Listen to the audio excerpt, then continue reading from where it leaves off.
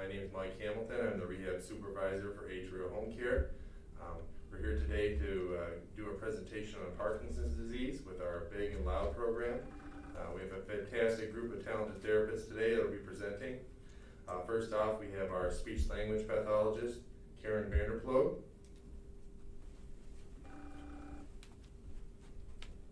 Thank you.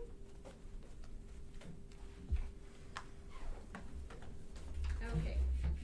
I'm Karen Vanderploeg. I'm the speech pathologist with Atrial Home Care. I've been with Atrial now for about 6.5 years and have been LSVT certified for a very, very long time. Previously did outpatient over at St. Mary's Howenstein Clinic. Did the LSVT there initially 15, 17 years ago, very long time ago. And then more recently was recertified when I joined Atrial Home Care, and I've been doing it in the home care basis here. Parkinson's is a disease that affects nearly 1 million people in the United States, and more than 60,000 Americans are diagnosed with Parkinson's every year. More than 10 million people worldwide are living with Parkinson's. And men are affected about 1.5 times more than women are. Speech therapy is a prevalent use for treatment for Parkinson's. Over 89% of individuals with Parkinson's disease end up suffering from voice and speech disorders, and that's where speech therapy can help. Typically, for the speech therapy component, it results in reduced voice loudness, a monotone sounding voice. There can be hoarseness, harsh or breathy voice quality, and imprecise articulation. So LSVT was originally designed in 1989. It stands for Lee Silverman Voice Treatment, and Dr. Raybrook developed the LSVT protocol to treat voice. She met a woman named Mrs. Lee Silverman, whose family was unable to understand her anymore. Their main complaint was that she talked too soft and they couldn't understand her. And that's where Dr. Raybrook's research started in developing the LSVT program. That has since developed into what we call LSVT Loud, because Loud is the speech and voice portion of the program, and then they now added on research because it was so effective for PT and OT to address the mobility issues that affect Parkinson's. So that's where the LSVT Big comes from. So LSVT is very effective because it focuses on the principles of neuroplasticity, which would be a whole nother lecture. So we won't go into all of those. But the things that to keep in mind is that high levels of repetition and intensity are principles of neuroplasticity that help affect changes in the brain. And neuroplasticity is just that amazing ability of our brain to be able to change, make changes, even into adulthood. Your brain can change, but it does take a large amount of repetition and a very intense program, such as LSVT. The LSVT Loud program, again, focuses on increasing voice loudness to improve articulation, speech intelligibility, meaning how well you can understand someone's speech. It improves intonation, meaning the kind of the melody of the voice. So think of monotone as when the voice is all exactly the same loudness and pitch, and it doesn't really change a whole lot. So we want to reduce the monotone so the opposite would be increase the intonation. It also it can help improve facial expression. Now that part of it has been very challenging with COVID and mask wearing because I can't demonstrate it so well during therapy sessions. So I found that that's been a challenge that's been harder to accomplish with the mask restrictions. So we're working on changing the neurofunctioning related to speech and voice.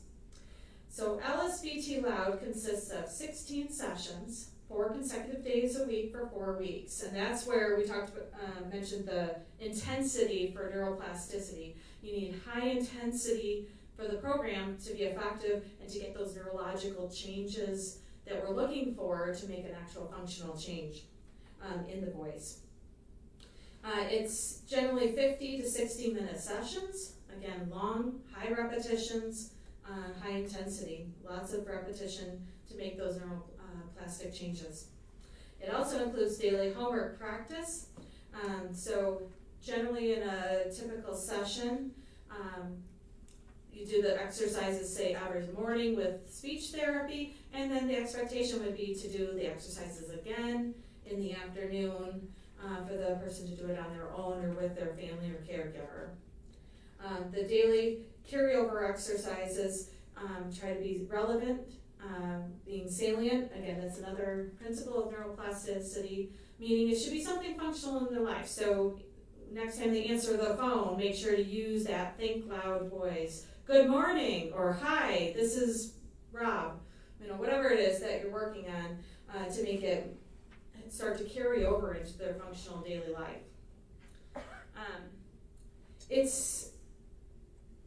The LSVT people talk about exercise as medicine. So treatments for Parkinson's disease include medication management, so the carbidopa-levodopa medications. There's also neurosurgical with the deep brain stimulation, and then speech, physical therapy, and occupational therapy is the other component for managing Parkinson's disease. And as I tell my clients, exercise is medicine. You need to think of exercise every day as being just as important as popping that pill, because those long-term functional mobility, functional voice is not going to maintain without that daily exercise. And so to remain independent, whether it be from a mobility standpoint or remaining independent with communication, relies on that daily exercise to be effective. Okay. Any questions so far? Yeah. I have a question. Yeah. With this kind of exercise, is it something that will have to happen for the rest of their life, or are they able to improve their intonation in a habitual way without even some? That's a good question. So the question was, is it something that has to be maintained? And absolutely. So the program, you're doing the exercises during that 4 days a week for 4 weeks. During those 16 sessions, the expectation is to be doing the exercises twice a day. So on 4 days a week, it's going to be with a therapist, and then again on your own, and then on the weekends, doing it twice on your own. But to maintain those, because Parkinson's is a progressive neurological disease, those benefits don't maintain unless you maintain them. So doing those exercises daily, every day, just like the medicine, is critical in order to improve those benefits. But furthermore, a lot of folks with Parkinson's, because it's a progressive disease, we expect to have people back to do a refresher course in the program. So I've had a lot of clients that I've seen multiple times because you make great progress, but then the disease kind of kicks your butt a little bit, and we got to bump it back up. And so I have a lot of folks that we come and do multiple sessions with, maybe a year later, sometimes it might be even 6 months later, but getting it back, that voice bumped back up to that higher intensity level, often needs a reoccurring therapy. Does that answer it? Yeah. Okay. Any other questions? Okay. LSVT focuses on, they call it recalibration. So you think of when you have a piece of equipment, say a blood pressure cuff. Like us in home care, every year we have to bring in our blood pressure cuff to make sure it's calibrated accurately. So is it measuring at the right level, right? So LSVT focuses on recalibration. So with Parkinson's, I'll speak mostly to voice here. Most folks with Parkinson's think that they're talking loud enough, even though their family members are going, I can't hear a word they're saying. So their voice gets very, very soft. But what's interesting is, I don't know the exact percentage, but most folks with Parkinson's think they're talking loud enough. So think about it this way, like if you people with Parkinson's are talking at their same energy level as they did pre-Parkinson's, okay? And then what we have to, so they feel like they're talking at their normal level that they've always been talking. But the effects of the Parkinson's gradually makes it so the voice gets softer and softer and softer. And the only way to improve that is to bump up the energy and change that processing in the brain. So again, it's not a hearing thing, it's the brain, in the way the brain interprets their own voice. So they hear their own voice as being normal, even though to the rest of us it's very soft. So the recalibration part of the LSVT Loud program is extremely important. And that's where that frequency, that high intensity, high repetition comes in. We're trying to recalibrate the brain so that it interprets the voice, what feels to them as being a very loud voice, so that it becomes, that starts to feel like the new normal. Okay, so what feels to them is like, a lot of times people will say it feels like they're shouting. And I say, good, that's what it should feel like. Because it takes that amount of energy for someone with Parkinson's to get up to a normal voice intensity range. And so, again, that principles of neuroplasticity, you have to do those high level of repetitions before the brain starts to recalibrate, and that begins to start to feel like the new normal. Okay? Any questions about that? So LSVT is a highly researched program. The LSVT Loud, again, research and development started way back in 1987, and there's been a lot of good quality research throughout the years on the program and its effectiveness. Traditional speech therapy exercises and traditional speech therapy have had no effects in the research on improving speech and voice for Parkinson's specifically, and that's again why the LSVT program was developed. I've been using it again for a very long time and found it to be highly effective. The biggest barriers that I've seen with folks is that high intensity. Having to do it 4 days a week for 4 weeks tends to be the barrier that a lot of people aren't super excited about. And that's where we work together with PT, OT, and speech between the Big and the Loud program. Sometimes we can do it together at the same time, but most folks don't want to have 2 hours of therapy 4 days a week. So most often what we do is stagger it. So maybe they'll have the Big program for 4 weeks, and then they'll have the Loud program for 4 weeks. But again, whoever goes in second, we continually want to reinforce and encourage to keep doing the other program. You can't stop doing those exercises because the voice or the mobility will go back to where it was before. So, do you want to talk about Big program? I'm going to hand it over to Kristen and Alicia to give some more information about the Big program.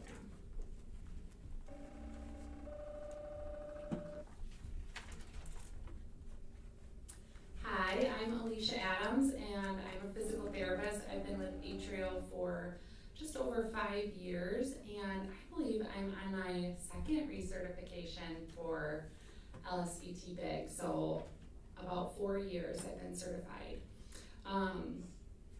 The Big program is, like Karen said, a very intense, high amplitude, very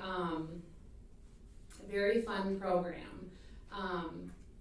It is also 16 sessions, about an hour each, 4 times a week, and we do try to use every single minute of it to practice mobility is the biggest part, and ADLs. So with Parkinson's and the PT-OT side of things, often what you'll see is slower movement and shuffling steps, posture that's just more slouched and crouched, and smaller movements. So what we try to focus on is high amplitude, big movements, lots of effort to, like Karen said, recalibrate their movement.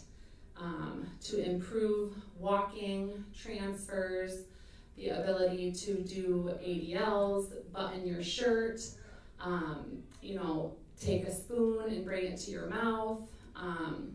There's also lots of different techniques to manage the shakiness that is often a symptom, and just the shuffling steps. So practicing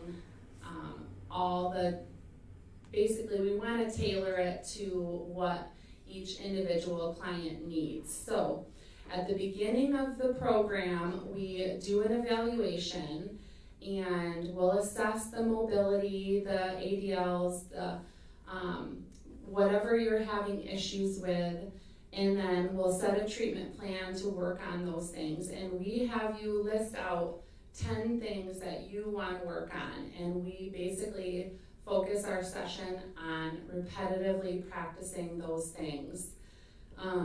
Let's see.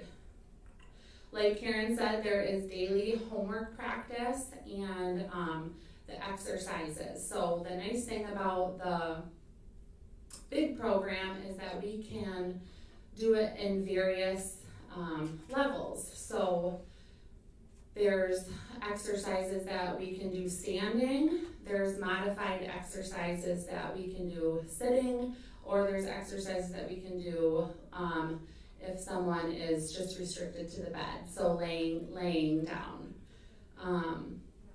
But regardless, we want the exercises. I don't know, I have a handout here, I don't know if you'll be able to see that. We give out handouts for all the different exercises, and it's expected to go through twice a day of the exercises, and these are some of just the standing exercises.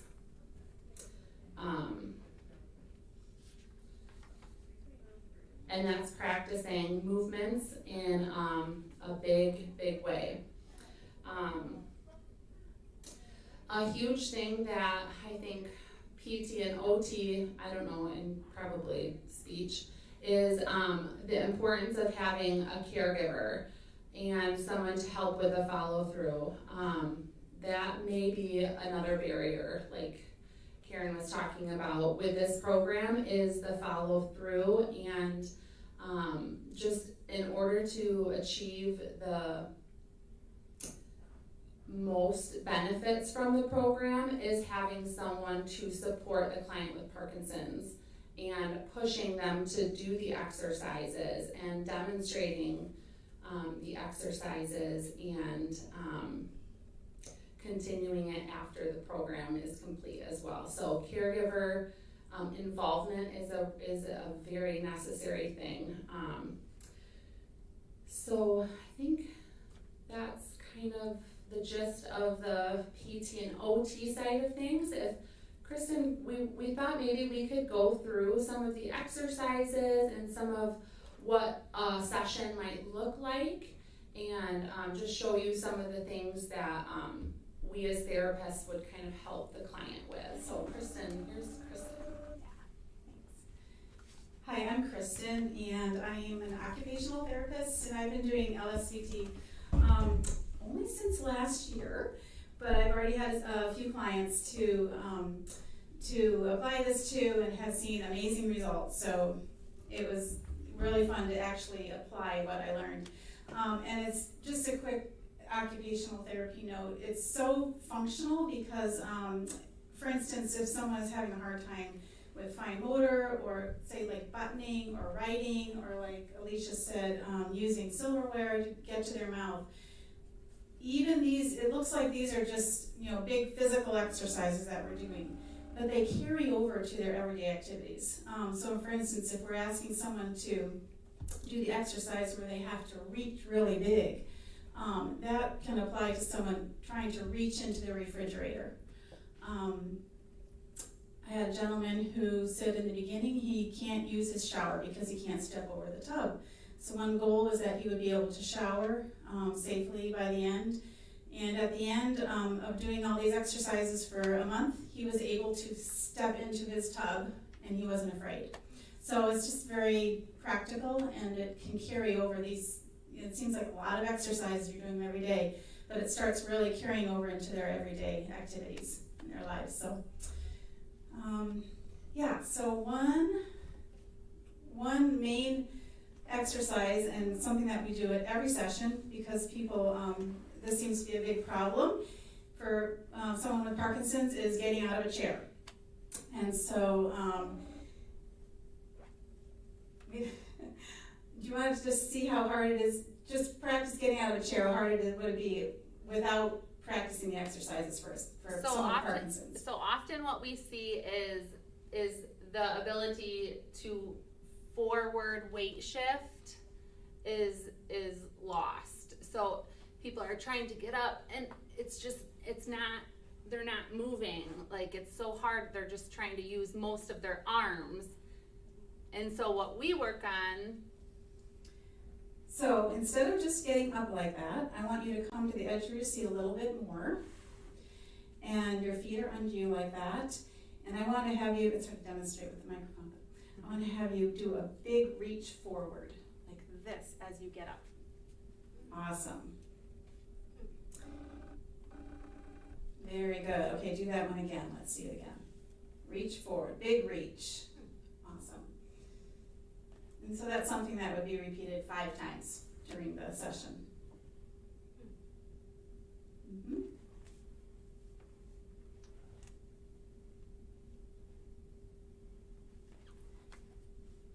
Very good. Okay, so another thing to work on is, instead of this shuffling gait and very small movements, is we want to focus on everything getting bigger. And with increasing the bigness, you also increase speed because you're going to get there faster. So I'm going to have, so this is might be a normal walk for someone with Parkinson's. Okay, so now instead I'm going to tell Alicia, I want you to take really big steps, and I want you to swing your arms big so it feels like it's too big to you. And let's see what happens. Big steps, big arms. Good. Big steps, big arms. Mm-hmm. And this also can be done even with a walker or a cane. Still, adding in that focus of bigger steps. Mm-hmm. And good posture. Yeah. Instead of the.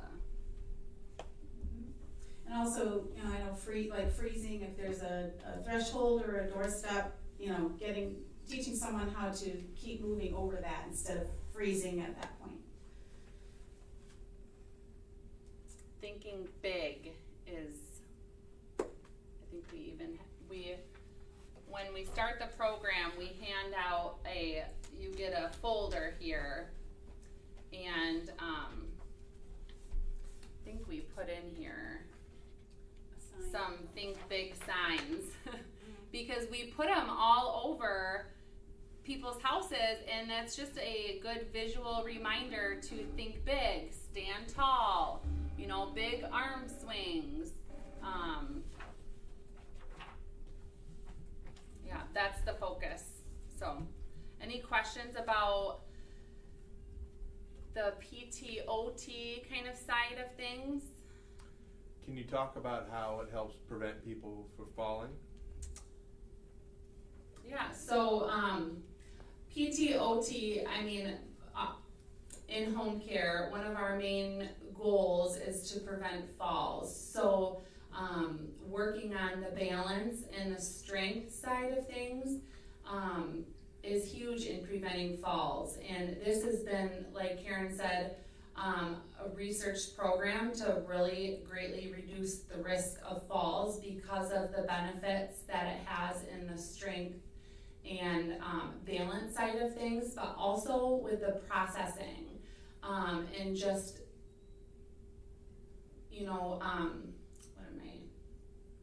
the ability to process a movement. My brain is thinking I need to lift my foot up over the tub shower, but my body's not doing it. So those neurons are firing better after the repetition practice of LSVT.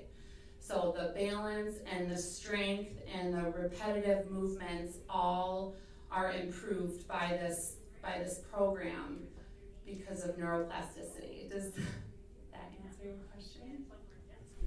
So your goal is eventually to get them, like when they're walking, to keep them from shuffling. Your goal, ultimate goal, is to get them to take bigger steps. Yes. That's a process that they'll have to build up to, right? It's quite interesting though,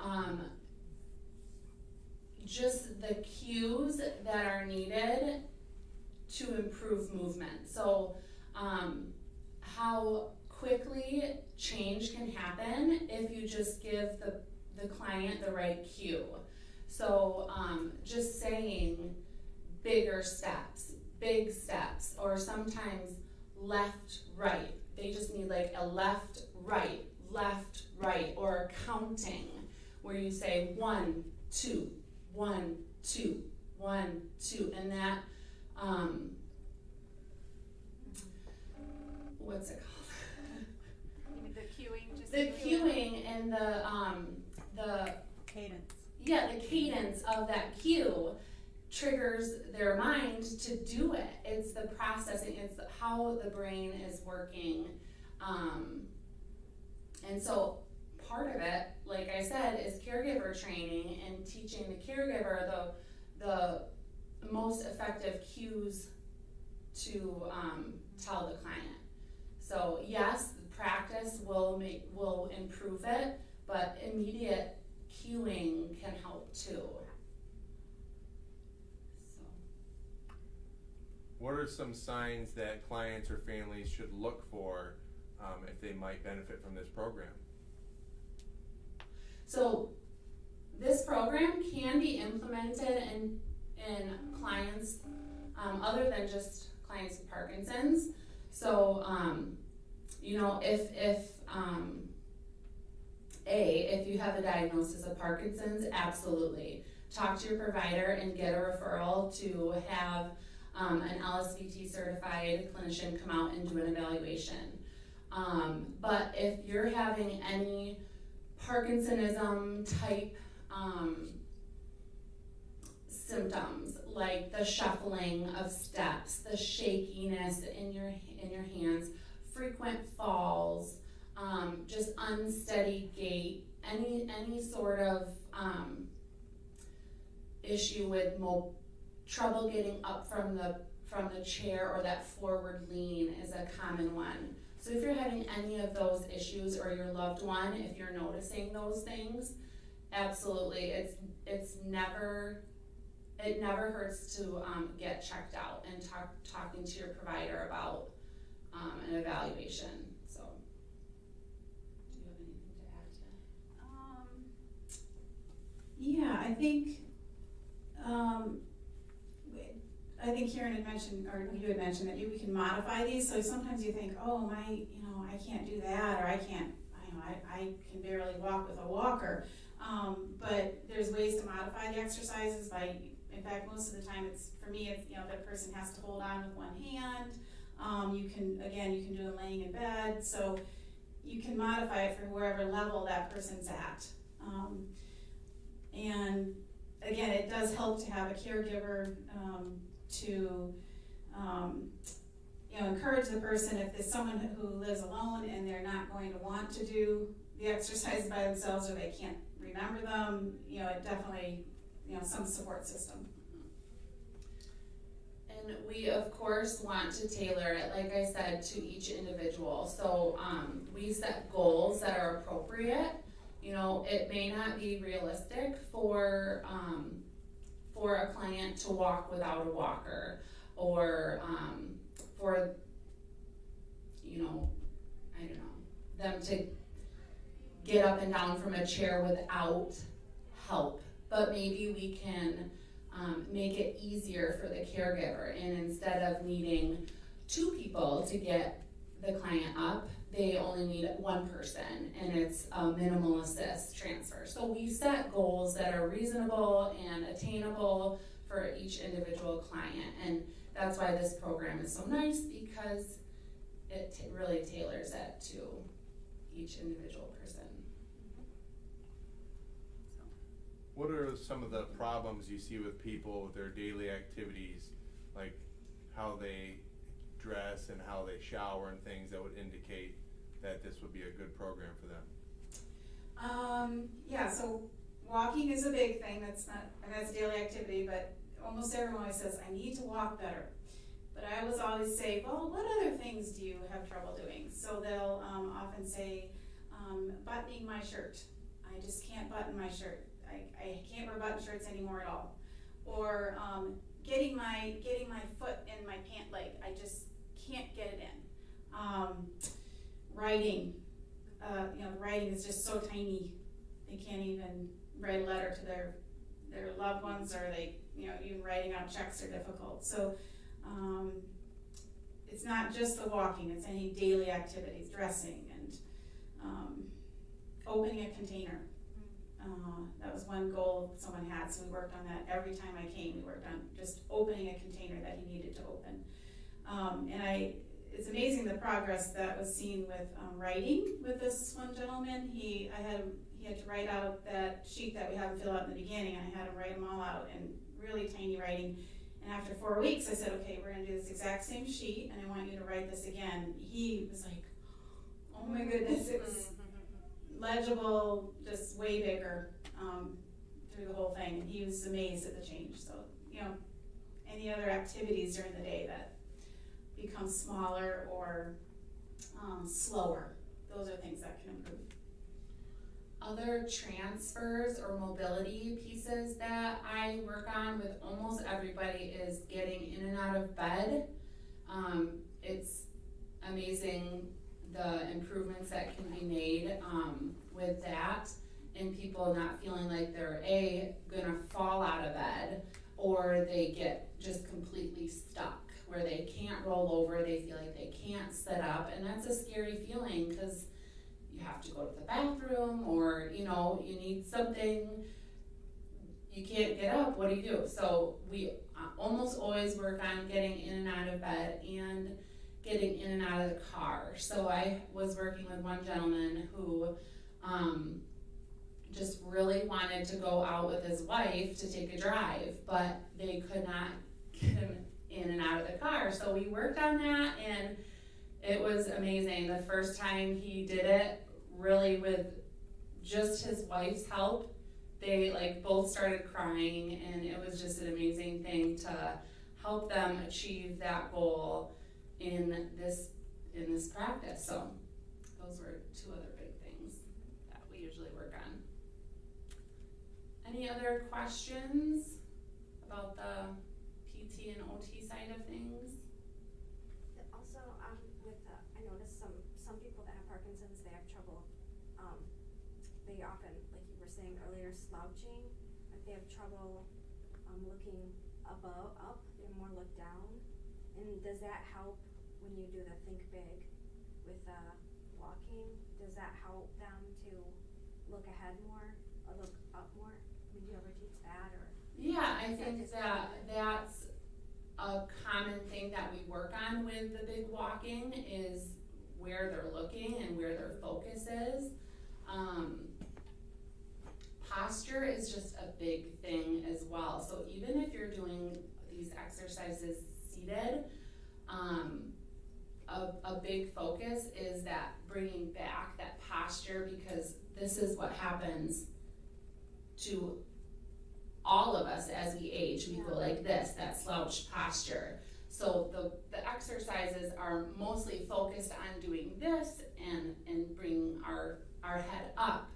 So yeah, along with the exercises and the cueing to look up, look straight down, find a focal piece, look at the sign on, above the door while you're walking, that type of thing, yeah.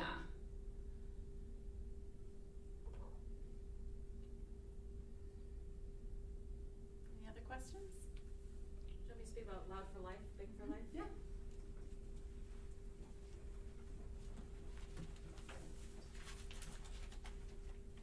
Okay, just wanted to touch on follow-up. I know you had mentioned about that ongoing ability to keep up on those exercises.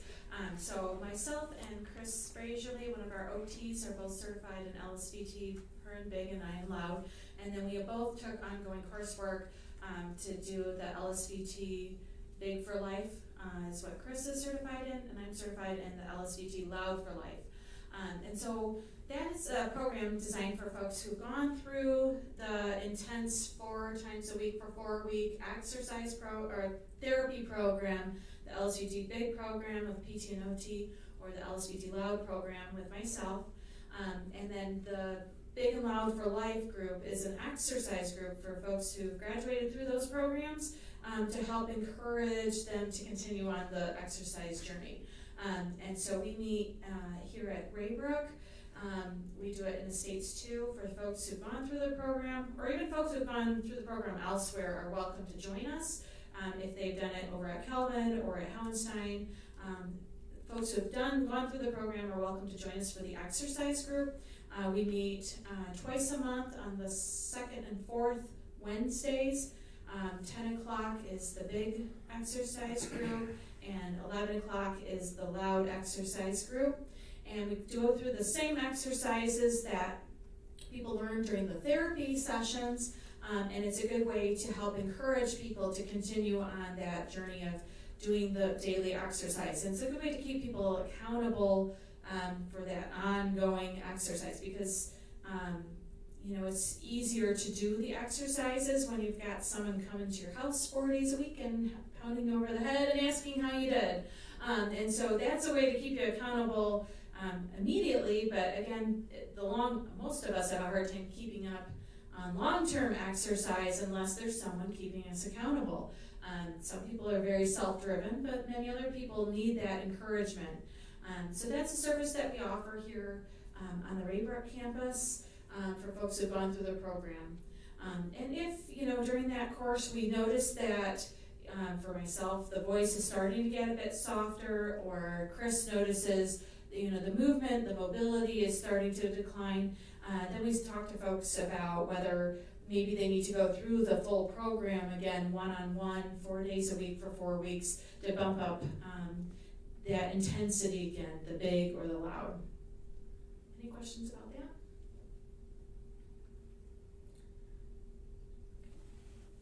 All right. Just closing remarks. Yeah. Thank you for attending and watching our program today.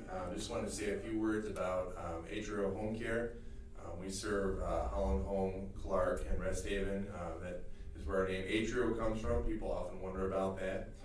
So we were vested in the residents here at Holland Home, and we'd love to help you out any opportunity we can. We have a team of 16 therapists that are fantastic, and several are certified at the LSVT program. If you're interested in our program, getting involved with Atrial, having a referral to Atrial, 616-235-4663. That's our main number, or atrialhomecare.org. You can ask any of your healthcare providers to have a referral sent to Atrial, and we can definitely set you up.